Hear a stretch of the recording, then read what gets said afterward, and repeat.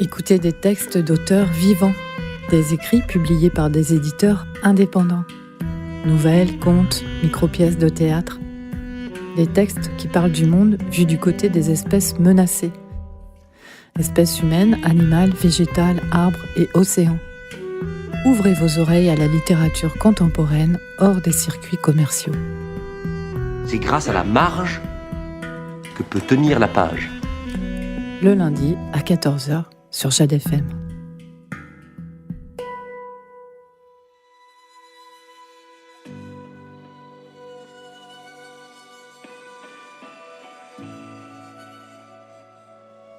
Nous vous proposons ici un extrait de Les 1000 empreintes de Kamal Hawass, un théâtre immersif paru chez L'Harmattan. En août 1939, il a été décidé d'enfermer les étrangers qui vivaient en France. Il fallait trouver des lieux pour cela. Au 1000, près d'Aix-en-Provence, il y avait une immense tuilerie qui ne servait plus. Elle a été réquisitionnée pour devenir le camp des 1000. Dans ce texte immersif, Kamal Hawass explore les relations qui se sont tissées entre les habitants, les militaires, les prisonniers et leurs familles de 1939 à 1943. Prologue. J'ai toujours eu un problème avec le silence, et comme par conséquence, avec le fait de trouver quoi dire aux autres. Parfois, je suis tout bonnement incapable d'articuler le moindre mot quand je suis seul avec quelqu'un. À la place, j'émets des bruits bizarres malgré moi, en espérant que la personne qui subit mon silence ne les a pas entendus. C'est assez désagréable, comme vous pouvez l'imaginer. Je m'appelle Khalil Sawar. J'ai bientôt 60 ans, je suis ingénieur agronome et je me suis spécialisé dans la viticulture. Jusqu'à ces derniers temps, je ne savais rien de l'histoire qui va vous être racontée. Elle concerne le village où j'ai passé mon enfance. Un village qui n'a rien de remarquable a priori. Même s'il est en Provence, il ne fait pas partie de ceux qui donnent envie aux touristes de les visiter. Le racisme qui y sévissait à l'époque, dans les années 70, était dans la moyenne locale. Plus élevé qu'en Bretagne sans doute, mais on était habitué. Non, ce qui rend l'histoire de ce village si particulière, c'est un secret. Un secret que les habitants ont su garder pendant des décennies et qui ne m'a été révélé que tardivement. Quand cela s'est produit, j'ai compris qu'une part de moi-même, sans le savoir, avait été contaminée par le silence du village et que ce handicap, vis-à-vis du langage que je ressens depuis toujours, trouvait peut-être là une origine plausible. C'est pour enclencher un processus de décontamination que j'ai décidé de mettre en mots cette histoire. J'ai aussi voulu que vous, les hommes et les femmes à qui cette histoire est adressée, vous en soyez partie prenante, non seulement comme témoins, mais également comme cobayes.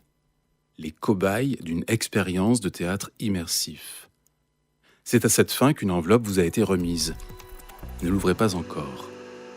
Il y a quelques caméras, ici et là, qui nous permettent de vérifier si votre attitude est adéquate avec l'expérience. Donc, je répète, n'ouvrez pas encore cette enveloppe, ou refermez-la si besoin. Elle contient les éléments d'une identité aléatoire dont vous allez être tributaire le temps de cette expérience. En fonction de ce qu'elle contient, vous serez autorisé à vous rendre dans certaines zones. D'autres vous seront interdites. Ainsi, vous ne verrez pas tous les mêmes choses ou pas du même endroit. Vous ne saurez pas tout ce qui s'est passé, seulement quelques fragments. C'est frustrant, mais c'est ainsi. Cela fait partie du processus. La vérité n'est-elle pas toujours partielle, partiale ? Des contrôles inopinés pourront avoir lieu pour contrecarrer les soi-disant étourderies qui ne manqueront pas d'arriver. Quand vous découvrirez l'identité dont vous êtes le porteur, peut-être serez-vous tenté de l'échanger contre une autre. Cela ne sera pas forcément sans conséquence. Pour l'heure, contentez-vous d'accepter de ne pas savoir, d'apprécier de vivre encore un peu dans ce temps de l'ignorance. Pour en revenir à ce jour où j'ai appris ce secret, cela s'est produit de façon fortuite, comme cela sied aux révélations, lors de mon arrivée la première fois en Israël. C'est donc là que vous êtes actuellement, devant le bureau du fonctionnaire de la douane qui m'a longuement interrogé. Après avoir assisté à ce moment, vous suivrez un petit train qui vous conduira vers un autre territoire. Bureau des douanes à la frontière israélienne. Vous venez d'où? Pardon? Votre lieu de naissance? Je suis né en France, Où ça en France? en Provence, au Mille. Au Mille? Oui. Vous êtes né au Mille, près de Marseille? Oui. Vous êtes né au Mille? Oui, je vous le répète, je suis né au Mille. Qu'est-ce que cela a de si incroyable? Vous connaissez? J'ai de la famille qui est passée au Mille. Qu'est-ce qu'ils sont venus faire au Mille? C'était pendant la guerre. Ils ont été enfermés dans le camp. Pendant la guerre? Quel camp? Le camp des Milles. De quoi vous parlez? Vous ne connaissez pas le camp des Milles? C'était dans une ancienne usine, au mur de briques. De briques? La tuilerie? Il y a un rapport avec la tuilerie? Peut-être. Il y avait une gare pas loin. La gare est en face de la tuilerie. Mais je n'ai jamais entendu parler de ça. Vous êtes sûr que c'était au Mille? Monsieur Sawar, je m'appelle Menahem Ange-Neige. Ange? Ange Bouvier est l'homme qui a aidé mes arrière-grands-parents à s'évader du camp des Milles avec les 2 enfants qu'ils avaient recueillis. Ange Bouvier est mort l'année de ma naissance, au Mille. Je ne sais pas quoi vous dire. C'est la première fois que j'entends parler de cette histoire. Redites-moi pourquoi vous voulez entrer en Israël, monsieur Sawar, qui vient des Milles, sans savoir qu'il y a eu un camp. Eh bien, c'est ce que je vous disais. Je viens encadrer une formation pour des vignerons en Palestine. Où ça? À Beit Omar. Beit Omar? C'est dans la West Bank, ce n'est pas en Palestine. Bah si, Ça n'existe pas, la Palestine. ça n'existe pas. Non, ça n'existe pas, la Palestine. C'est la West Bank. Et Beit Omar, ça existe? J'ai une formation à faire là-bas. Ça serait mieux si ça existait. Vous venez en Israël pour faire du vin avec les Arabes? Mais pourquoi pas? Pourquoi pas? C'est mon métier. Je suis ingénieur viticole et il m'arrive de faire des formations. Il y a un programme de coopération entre mon département, la Loire-Atlantique, et la coopérative de Beit Omar. Et je suis chargé de former de futurs vignerons. Vous êtes de quelle religion? Excusez-moi. Vous êtes de quelle religion? Non, je suis désolé, mais ça ne vous regarde pas. Vous êtes de quelle religion, monsieur Sawar? Je n'ai pas de religion. Pourquoi vos parents ne vous ont rien dit du camp? Ils ne devaient pas savoir. Même à l'école, on ne nous a jamais rien dit. On nous a fait l'époque gallo-romaine, les œufs de dinosaures, la géologie, mais votre soi-disant camp, là, rien, pas un mot. Excusez-moi, ça ne veut pas dire que ce n'est pas vrai, mais c'est tellement inattendu. Il vient d'où, votre père? Du Liban, de Beyrouth. Il est musulman? Je crois pas. Vous n'êtes pas sûr? Non. Comment s'appelle votre grand-père? Je ne sais pas. Vous ne savez pas? Vous ne savez pas comment s'appelle le père de votre père? J'ai oublié. Je peux vous certifier que ma mère n'est pas musulmane. Écoutez-moi bien, monsieur Sawar. Sawar, c'est le nom d'une famille très connue au Liban.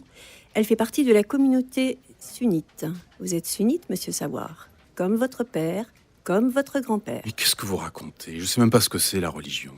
Comment ça, vous ne savez pas ce que c'est la religion? Non, j'en ai aucune idée de ce que c'est que la religion. Aucune religion, je vous assure. Moi, la religion, c'est une chose... Comment dire? C'est comme une collection de timbres, vous voyez? Des images auxquelles je ne trouve aucun sens particulier et qui finissent par être très ennuyeuses. Voilà ce que ça évoque pour moi, la religion.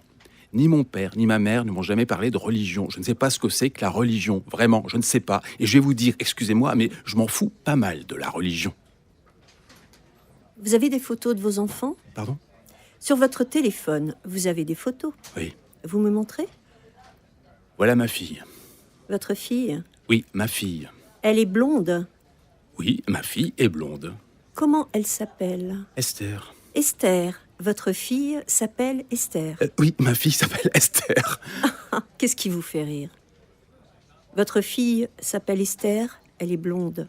Oui, ma fille s'appelle Esther, elle est blonde, oui. Et vos autres enfants, ce sont vos garçons? Oui, ce sont mes garçons, Paul et Vincent. Paul et Vincent. Vincent? Oui, mes garçons s'appellent Paul et Vincent. Ils ne sont pas blonds. Non, ils ne sont pas blonds. Ils n'ont pas la même mère. Ah, parce que la mère d'Esther est blonde. Non, elle n'est pas blonde, mais c'est pas la même maman, voilà. Et la maman de Paul et Vincent, elle non plus n'est pas blonde? Non, il n'y a pas de blonde. Il n'y a que ma mère. Ma mère, elle est blonde.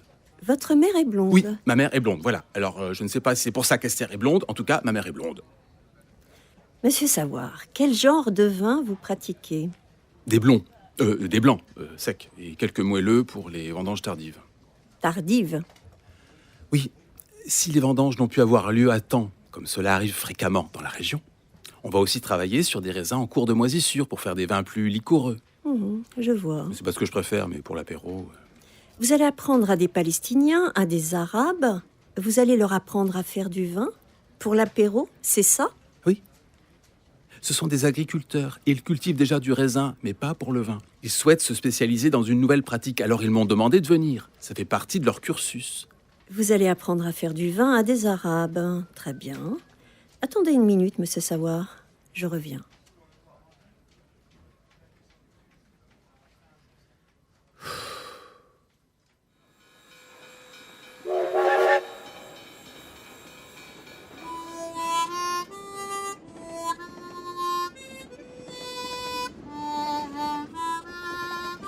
En piochant à droite à gauche, j'ai pu glaner quelques informations sur le village d'Émile.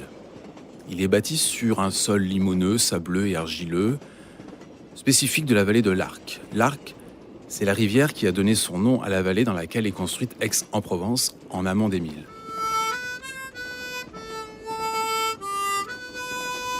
Peuplée de Saliens, au temps des Gaulois, la région a reçu son statut de colonie romaine par Jules César en 45 avant Jésus-Christ.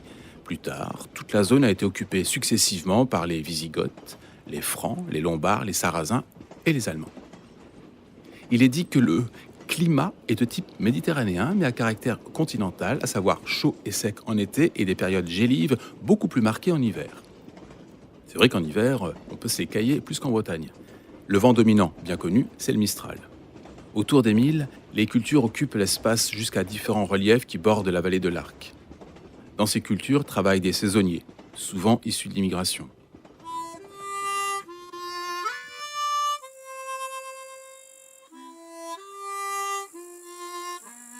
Vous êtes maintenant en territoire palestinien, à Beit Omar, chez mon ami vigneron Momo. À Beit Omar, Khalil et Momo assis à une terrasse. Du melon? Oui, du melon de Bourgogne. Tu veux faire du vin avec du melon? Ah, t'es lourd, Momo. Melon. Bah, melon. C'est pas comme ça qu'on appelait les Arabes dans les champs, là, chez toi, à la douce France, la doux pays de mon enfance. Et, tu vois, comme je me rappelle bien la Provence. Hein. Momo, tu fais chier. J'ai passé 4 heures à la douane à me faire décortiquer par un obsédé de la mémoire. C'est bon. Le melon de Bourgogne, c'est un cépage. Arrête de rire, putain! Ah, t'es trop con. Tu mérites pas d'en faire. Voilà, continue à pondre ta piquette du tiers-monde palestinien de mes deux, là. Voilà, moi, c'est de l'art que je viens de t'enseigner, du con. Des arômes, du gras, de la cuisse, des tanins. Et après, ton bled, il va être plus célèbre que Bordeaux. Beit Omar. Comment vous connaissez pas Beit Omar? Le millésime 2047 est extraordinaire. Bien avant 47, je te garantis. D'ici 5 ans, on sort nos premières bouteilles. Allez, assez de parlotte, là. Passe la cam, mon frère. Bon, je commence par celle-ci. 2012, muscadet sur lit. Méthode biodynamique. Sans engrais, sans pesticides, sans soufre. Sans raisin. Goûte. Ça. Santé. Comment ça va ici? On fait avec. Les barbus, Ils font chier. les colons, Ils piquent tout. les soldats. On regarde pas. Pourquoi tu veux faire du vin? Ici. Mais parce que j'aime le vin et que j'habite ici. Aujourd'hui, si je veux boire du vin, il faut que j'aille l'acheter au colon. Il faut que je montre un laissez-passer aux soldats. Il faut que je subisse un sermon des barbus. Moi, j'en ai assez. Tu sais, il s'est passé un drôle de truc à la douane. La personne était plus jeune que moi, mais très silencieuse, impassible. Une voix douce, mais pas gentille, juste douce. Ange, qu'elle s'appelait. Elle m'a demandé le nom de mon village. L'Émile. Je connais. Je la croyais à moitié. Et là, elle s'est mise à parler de l'usine où j'aimais traîner quand j'étais petit. Une tuilerie. C'était un camp pendant la guerre pour les étrangers, pour les juifs. Enfin, tu vois, un genre de Drancy. Mais ce qui est dingue, c'est que j'en ai jamais rien su. T'as pas connu, toi, mais les Milles, c'est un bled malsain. À l'école, j'ai vu les mômes se faire déculotter au milieu de la cour par la maîtresse, et puis recevoir leurs fessées devant les autres. Ils pleuraient, je me souviens qu'ils étaient couverts de morve, je trouvais ça très sale. Les mômes, c'était toujours des Arabes. Bah et toi, tu l'as eu la fessée, j'espère. Même pas. J'avais pas la tête de l'emploi, pas de cheveux crépus, pas de teint café au lait, et puis j'étais le fils de la doctoresse. C'est elle qui soignait les hémorroïdes de la maîtresse.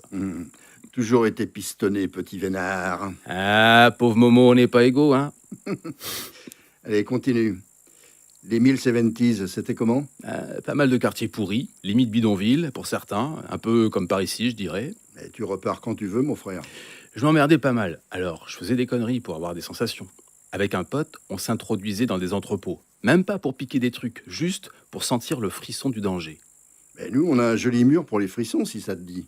Et puis, il y avait l'usine de tuiles. C'était un truc immense, tout en briques. Matin et soir, t'avais des dizaines d'ouvriers qui entraient ou sortaient. Un jour, on y est allé au culot. « On veut voir le directeur », qu'on disait.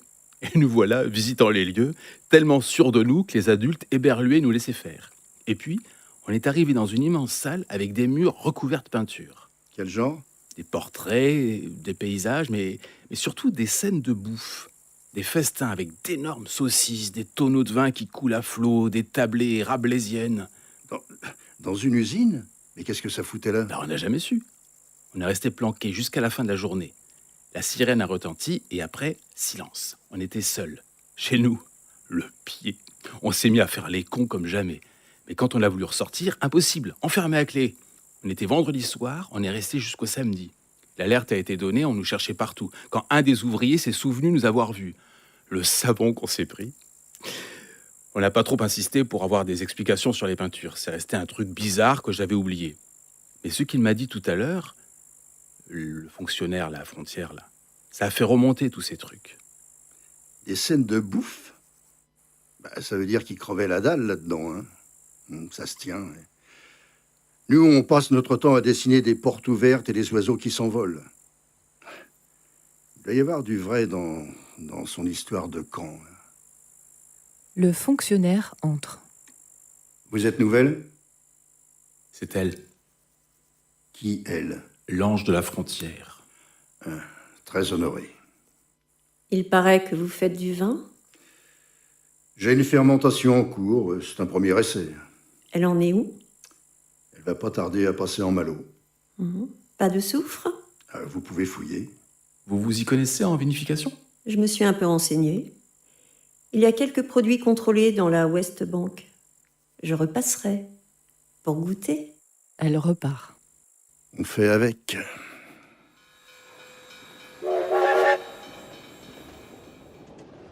En 1882, la famille Rastoin crée la Tuilerie des Milles. Elle la dirigera pendant un siècle, excepté pendant les périodes de guerre. Fidèles à la tradition du paternalisme local, les Rastoin s'impliquent dans la vie sociale et religieuse de leurs ouvriers. Ils sont près de 300, principalement des hommes, quelques femmes et des enfants, accueillis chaque jour par une vierge et une horloge sur le fronton du bâtiment principal. L'emplacement choisi pour la production de tuiles est idéal. À proximité de la carrière d'argile, de l'arc qui fournit l'eau et de la gare des Milles reliée à Marseille. L'usine est dotée des célèbres fours Hoffmann, dernier né du génie allemand. Ces fours se caractérisent par un système novateur de circulation d'air. Le bâtiment principal fait 50 mètres de long par 18 de large aux dimensions du four. Aux étages, les séchoirs aux murs percés de 1000 fenêtres. D'autres constructions suivront, améliorant les capacités de production jusqu'en 1938, où l'usine sera fermée pour cause de récession économique. À la déclaration de guerre, de par sa configuration idéale, la Tuilerie des Milles est réquisitionnée par l'État pour y interner les étrangers. C'est en septembre 1939 que nous sommes dorénavant. Vous allez être séparés en 2 groupes. Sur l'enveloppe qui vous a été remise, il y a soit un C comme camp, soit un V comme village. Ceux qui ont une enveloppe avec la lettre C suivent le train. Les autres restent là. L'enveloppe qui vous a été remise contient divers éléments de l'identité dont vous êtes l'hôte provisoire. Nom, prénom, date et lieu de naissance, de résidence, taille, nationalité, religion éventuelle, caractéristiques physiques comme la couleur de peau ou la forme du nez, et profession. Selon ces données, vous serez amené à vous conformer à des directives précises, donc lisez-les très attentivement.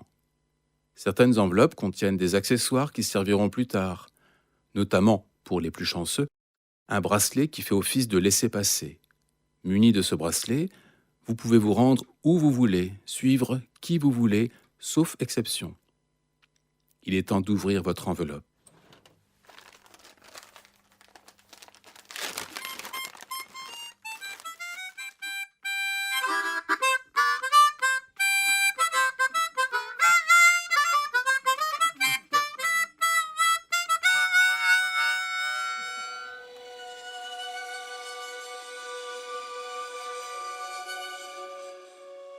Kamal Rawas est né en 1968 à Lyon, de parents venus du Liban et de Norvège. Il passe son enfance en Provence avant d'aller suivre des études d'ingénieur à Toulouse. Et c'est là qu'il découvre le théâtre avec Vinko Viščík et décide de s'aventurer dans cette nouvelle voie. Comédien, metteur en scène à Paris puis à Nantes, il crée la compagnie Le Rire du Miroir qu'il intègre ensuite à l'association Poisson Pilote, administrée par Hélène Merceron. Il écrit sa première pièce en 2014 et rejoint les EAT, écrivaine et écrivain associés du théâtre dont il est actuellement trésorier. Il poursuit son travail d'écriture avec une dizaine de pièces. Come With You a reçu le prix du texte inédit au Festival de la Tranche. Healthy, Une journée de pierre, Les bonnes nouvelles et Transparency sont édités chez Color Gang et Les Signes. Ses dernières pièces, Les 1000 empreintes, Ton fils, Un été à l'île d'Ars et Le projet Phénix sont publiés chez l'Harmattan. Il a écrit également les scénarios de 2 courts-métrages, Hors champ et À lundi, Monsieur Jacquard. Il est le co-auteur avec Johan Corbard d'une série audio en 7 épisodes, Voir le soleil, sur la thématique de l'assistance sexuelle des personnes en situation de handicap. Son écriture est simple et directe, issue de son expérience de la scène. Elle est empreinte d'humour et d'émotion. Ses protagonistes sont souvent soumis à des épreuves douloureuses et, parfois, ils s'en sortent.